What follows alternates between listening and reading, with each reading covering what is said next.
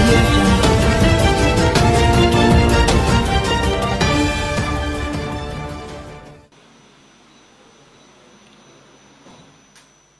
ఆయన 9 సంవత్సరాల అనుభవం, ఆ తర్వాత ఈ 4 సంవత్సరాల అనుభవం అపారమైన అనుభవాన్ని, అపార రాజకీయ పరిపక్వతను ఇస్తుందని చెప్పేసి అందరూ కూడా భావిస్తే, నిన్న నాయీ బ్రాహ్మణుల సోదరుల మీద మాకు న్యాయం చేయండి, మా వృత్తి ధర్మాన్ని మేము కాపాడుతాం, మా వృత్తిలో మాకు కనీస వేతనాలు ఇవ్వండి అని వేడుకోవటానికి, విన్నవించుకోవటానికి వెళ్ళిన బలహీన వర్గాలకు చెందిన నాయీ బ్రాహ్మణులైన, కేశ ఖండనశాలలో పనిచేసే క్షురక వృత్తిదారులైన బీసీల మీద చంద్రబాబు నాయుడు గారి ప్రతాపం చూస్తే రాష్ట్రంలో ఉన్న ప్రజలందరూ కూడా, సభ్య సమాజం మొత్తం కూడా, ఇంత అనుభవం ఉన్న ముఖ్యమంత్రి ఈ విధంగా దిగజారిపోయి ఒక వీధి రౌడీలాగా ఎలా ప్రవర్తిస్తా ఉన్నాడు ఈ చంద్రబాబు నాయుడు గారు అని చెప్పేసి ముక్కున వేలేసుకున్న పరిస్థితి చూస్తూ ఉంటే నిజంగా ఎంత దారుణం అంటే, మా పొట్టకూటి కోసం, మా వృత్తి ధర్మం కోసం మేము పడుతున్న పాటలన్నీ కూడా రాష్ట్ర ముఖ్యమంత్రికి చెప్పుకోవాలి. రాష్ట్ర ముఖ్యమంత్రికి చెప్పుకుంటే మా బాధలు తీరుతాయి, మా కష్టాలు తీరుతాయి, మా భవిష్యత్తు మారుతుంది అని చెప్పేసి బీసీ సోదరులైన నాయీ బ్రాహ్మణ సోదరులు వెళితే, ఒక ముఖ్యమంత్రి స్థాయి వ్యక్తి కళ్ళెర చేస్తాడు, గుడ్లు ఉరుముతాడు, కొట్టడానికి మీదకి వెళ్లే విధంగా ప్రవర్తిస్తాడంటే అసలు ఏ ముఖ్యమంత్రి స్థాయి వ్యక్తి అసలు ఏ విధంగా వెళ్ళిపోతా ఉంది ఈ ప్రజాస్వామ్యంలో? ముఖ్యమంత్రి స్థాయిని కూడా కించపరిచే విధంగా నువ్వు ప్రవర్తించావంటే చంద్రబాబు నాయుడు గారు నిజంగా దారుణాతి దారుణంగా, బీసీలంటే చంద్రబాబు నాయుడు గారికి ఇంత చులకన భావం. నిన్నగాక మొన్న మేనిఫెస్టోలో పెట్టావు చంద్రబాబు నాయుడు గారు, 4 సంవత్సరాలుగా నిన్ను అడుగుతా ఉన్నామని చెప్పేసి మత్స్యకారు సోదరులందరూ కూడా మమ్మల్ని బీసీల నుంచి ఎస్టీలో జాయిన్ చేస్తానన్నావు బాబు గారు అని చెప్పేసి చంద్రబాబు నాయుడు గారిని, ముఖ్యమంత్రి గారిని మత్స్యకారులు వినవించడానికి వెళ్తే అక్కడ చీపో, తాట తీస్తా, తోలు ఒలుస్తానని చెప్పేసి మత్స్యకారు సోదరులను మాట్లాడతావు. ఈరోజేమో మేనిఫెస్టోలో పెట్టారు, కనీస వేతనం ఇస్తానన్నారు, కేసే ఖండనశాలల్లో మాకు ఉద్యోగ భద్రత కల్పిస్తానన్నారు చంద్రబాబు నాయుడు గారు. మీరు మేనిఫెస్టోలో పెట్టారు అని చెప్పేసి 4 సంవత్సరాలుగా ఆందోళన చేసి, వివిధ రూపాల్లో ఆందోళన చేసి, నిన్న ముఖ్యమంత్రి గారిని స్వయంగా కలవటానికి వెళ్తే కనీస వేతన చట్టం ఉంది అనేది కూడా తెలుసుకోకుండా ముఖ్యమంత్రి స్థాయి వ్యక్తి మాట్లాడటం అంటే నిజంగా దుర్మార్గం. వాళ్ళు ఏమడిగారు, నువ్వేం చెప్తా ఉన్నావు చంద్రబాబు నాయుడు గారు?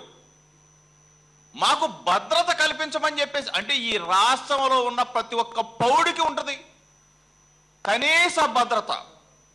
మేము చేసే వృత్తి, మా వృత్తి ధర్మం కోసం భద్రత కల్పించండి అని చెప్పి అడిగితే తీసేస్తాం, పీకేస్తాం, అవసరమైతే రేపటి నుంచి విధుల్లోకి రాకుండా చేస్తానని చెప్పేసి హెచ్చరిక చేస్తున్నారంటే ఎక్కడికి వెళ్ళిపోతా ఉంది? ఎన్నికల ముందేమో బీసీలే తెలుగుదేశం పార్టీకి పట్టుకొమ్మలు, బీసీలు లేకపోతే అసలు తెలుగుదేశం పార్టీయే లేదని చెప్తాడు ఈ చంద్రబాబు నాయుడు గారు. ఎన్నికలైన తర్వాత తాట తీస్తా, తోలు వలుస్తా, అరెస్టు చేపిస్తా, విధుల్లో నుంచి తొలగిస్తా. ఏమిటి అంటే మేము చేసిన పాపం ఏంటని చెప్పి అడుగుతా ఉన్నా చంద్రబాబు నాయుడు గారు. ఎన్నికల ముందేమో బీసీ సప్లైన్ కింద 10,000 కోట్ల రూపాయలు, సంవత్సరానికి 10,000 కోట్ల రూపాయలు ఇస్తానన్నావు. ఈ 5 సంవత్సరాల 5 బడ్జెట్లో 50,000 కోట్ల రూపాయలు వారి నువ్వు 50,000 బడ్జెట్లో 50,000 కోట్ల రూపాయలు మా బీసీలకు ఇవ్వాల్సిన బడ్జెట్లో సగం కూడా నువ్వు ప్లాన్లో పెట్టలా, నువ్వు బడ్జెట్ కేటాయింపులు చేయలా. ఆ బడ్జెట్ కేటాయించిన దాంట్లో మాకు అసలు బడ్జెటే ఇవ్వాల. అంటే బీసీలని ఎన్నికల్లో పావులుగా వాడుకుంటావు, బీసీల ఓట్లు వేయించుకుంటావు, బీసీల ఓట్లతో నువ్వు గెలుస్తావు, ముఖ్యమంత్రి పీఠాన్ని ఎక్కుతావు, పరిపాలన చేస్తావు. నీకేమో ఇతర దేశాల నుంచి ఎవరైనా నీకు కమిషన్లు ఇచ్చేవాళ్ళు, కాంట్రాక్ట్లు ఇచ్చేవాళ్ళు, లేకపోతే ఇంకోటి ఇచ్చేవాళ్ళు వస్తేనేమో నువ్వు రెడ్ కార్పెట్ వేస్తావు. మా పొట్టకుడి కోసం నీకు చెప్పుకోవడానికి వస్తే తరిమి కొడతావు. చంద్రబాబు నాయుడు గారు, మేమేం అడిగాం? మా బీసీ సోదరులు నిన్నేం అడిగారు? మత్స్యకారులు అడగనివ్వండి, నాయి బ్రాహ్మణులు అడగనివ్వండి, యాదవులు అడగనివ్వండి, గౌళ్ళు అడగనివ్వండి, బోయలు అడగనివ్వండి, ఏమడిగారయ్యా బాబు గారు? నువ్వు మేనిఫెస్టోలో పెట్టిన దాన్ని ఇంప్లిమెంట్ చెయ్యి, నువ్వు ఎన్నికల వాగ్దానంలో చెప్పిన దాన్ని చెయ్యి బాబు అని మేము అడిగితే మేమేమన్నా కాంట్రాక్ట్లు అడిగామా? లేకపోతే నీకొచ్చే కమిషన్లో మేమన్నా వాటాలు అడిగామా? మేము అడిగింది ఏంటి? మా వృత్తికి న్యాయం చేయండి, మాకు భద్రత కల్పించండి అని చెప్పి మేము అడుగుతా ఉంటే ఒక వీధి రౌడీలాగా నువ్వు ప్రవర్తించావంటే రాష్ట్ర ప్రజలందరూ చూడట్లేదా? ఈ రోజున మేమేమన్నా మీ ఇసుకలో దోచుకుంటున్న కోట్లాది రూపాయల దాంట్లో మాకు లాభం ఇవ్వయా, మాకు కూడా వాటా ఇవ్వమని అడిగామా? మట్టి దోచుకుంటున్న దాంట్లో ఏమైనా వాటా ఇవ్వయా, మాకేదైనా లాభం ఇవ్వమని అడిగామా? లేకపోతే బొగ్గులో వాటా ఇమ్మన్నావా? లేకపోతే మందులో వాటా ఇమ్మన్నావా? రాజధాని భూముల్లో వాటా ఇమ్మన్నావా? లేకపోతే మీ అబ్బాయి లోకేష్ బాబు గారు తీసుకునే కాంట్రాక్ట్ల కమిషన్లో మేమైనా వాటా ఇమ్మన్నావా? మాకు రావాల్సిన నువ్వు న్యాయంగా మాకు ఇస్తానన్న దాంట్లో, మీ మేనిఫెస్టోలో పెట్టిన దాంట్లో మాకు న్యాయం చెయ్యి బాబు చంద్రబాబు అని చెప్పేసి మేము అడిగితే గుడ్లేర చేసి పళ్ళు కొరుకుతా మా మీదకి, మా బీసీల మీదకి నీ ప్రతాపం ఏంటి చంద్రబాబు నాయుడు గారు? పట్టుకోమలన్నావు, పార్టీకి వెన్నెముకలన్నావు, బీసీలు లేనిదే తెలుగుదేశం పార్టీయే లేదని చెప్పావు. ఎన్నికల్లో ఒక మాట, గద్దెనెక్కిన తర్వాత ఇంకొక మాట. ఇటువంటి దుర్మార్గమైన చంద్రబాబు నాయుడు గారిని నేను ఒకటే చెప్తా ఉన్నా, నేను ఒకటే డిమాండ్ చేస్తా ఉన్నాం. వైఎస్ఆర్ కాంగ్రెస్ పార్టీ తరఫున మేము డిమాండ్ చేస్తా ఉన్నాం. చంద్రబాబు నాయుడు గారు నిన్న ప్రవర్తించిన తీరుకి తప్పనిసరిగా చట్ట ప్రకారం చంద్రబాబు నాయుడు గారి మీద చర్యలు తీసుకోవాల్సిందే. ముఖ్యమంత్రి స్థాయి వ్యక్తి అయినా సరే, ప్రధానమంత్రి స్థాయి వ్యక్తి అయినా సరే, మా వర్గాల మీద, మా బీసీల మీద దాడులు చేయాలని చూస్తే, లేకపోతే గుడ్లురిమితే, పళ్ళు కొరికితే, కొట్టే విధంగా మీదకు వస్తే చట్టపరంగా చర్యలు తీసుకోవాలని చెప్పేసి చంద్రబాబు నాయుడు గారి మీద చర్యలు తీసుకోవాల్సిందే. ఆయన ఈ విధంగా ప్రవర్తించడం దేశ చరిత్రలో ఏ ముఖ్యమంత్రి కూడా మినిమం వేజెస్ అంటే కనీస వేతన చట్టం గురించి కూడా తెలియని ఈ అసమర్థ ముఖ్యమంత్రిగా ఉండటం తగునా అని చెప్పేసి నేను అడుగుతా ఉన్నా.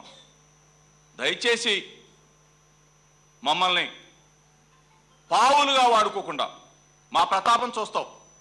నువ్వు చేసిన దుర్మార్గమైన ఈ రాజకీయ క్రీడలో మా బీసీలని నువ్వు ఏ విధంగా పావులుగా వాడుకున్నావో రేపు వచ్చే ఎన్నికల్లో బీసీలంతా కూడా సంఘటితంగా తెలుగుదేశం పార్టీకి చంద్రబాబు నాయుడు గారికి చుక్కలు చూపిస్తాం. ఎందుకంటే బడ్జెట్ అన్నావు, బడ్జెట్లో కేటాయింపులు లేవు. సంవత్సరానికి 10,000 కోట్లు, 5 సంవత్సరాలకి 50,000 కోట్లకి కనీసం 25% బడ్జెట్ కూడా బీసీలకి కేటాయించని అసమర్థ ముఖ్యమంత్రి నారా చంద్రబాబు నాయుడు గారు మిగిలిపోతాడు. బీసీలంతా సంఘటితంగా బీసీ సోదరులారా చంద్రబాబు నాయుడు గారు చేస్తున్న దుర్మార్గ క్రీడను మనం అందరం చూస్తున్నాం. మొన్న మత్స్యకారుల మీద, ఈరోజు నాయి బ్రాహ్మణ సోదరుల మీద, దళితుల మీద, ఇన్ని వర్గాల మీద ఈయన మన మీద కక్ష పెంచుకున్నవాడు. మనం సీటునెక్కిస్తే, గద్దెనెక్కిస్తే, ముఖ్యమంత్రి పీఠం మీద కూర్చోబెడితే మనం ఈయనకు పనికి రావట్లా. ఈయన కావాల్సిందల్లా కమిషన్లు ఇచ్చేవాళ్ళు, లంచాలు ఇచ్చేవాళ్ళు, రాజధానిలో భూములు కొట్టేసే విధంగా ఈయన క్రీడ ఉంది. దీన్ని అందరూ కూడా ప్రజలందరూ కూడా గమనించాలి. చంద్రబాబు నాయుడు గారికి రేపు రాబోయే రోజుల్లో చుక్కలు చూపించే విధంగా బీసీలంతా కూడా సంఘటితం కావాలని చెప్పేసి తెలుపుకుంటూ వైఎస్ఆర్ కాంగ్రెస్ పార్టీ జగన్మోహన్ రెడ్డి గారి నాయకత్వంలో బీసీలంతా కూడా సంఘటితం అవ్వాలి. ఈరోజు జగన్మోహన్ రెడ్డి గారు మన బీసీల కోసం, మన హక్కుల కోసం పాదయాత్ర చేస్తున్న అన్ని వర్గాల ప్రజల్ని పాదయాత్రలో కలుస్తా ఉన్నాడు. బీసీ సమస్యలు తెలుసుకుంటా ఉన్నాడు. రేపు రాబోయే రోజుల్లో మన బీసీలకి పెద్ద పీట వేయడానికి జగన్మోహన్ రెడ్డి గారి నాయకత్వంలో బీసీలంతా కూడా సంఘటితం అవ్వాలని చెప్పేసి మీడియా మిత్రుల ద్వారా చంద్రబాబు నాయుడు గారు నీ తీరు మార్చుకోకపోతే బీసీలు బుద్ధి చెప్పడానికి సిద్ధంగా ఉన్నారని చెప్పేసి హెచ్చరిక చేస్తూ సెలవు తీసుకుంటా ఉన్నాను. ఏంటండి, వీడియో నచ్చిందా? అయితే ఓ లైక్ వేసుకోండి, లేదంటే ఓ కామెంట్ చేయండి. ఎప్పటికప్పుడు మా వీడియోస్ చూడాలంటే సబ్స్క్రైబ్ చేసుకోండి.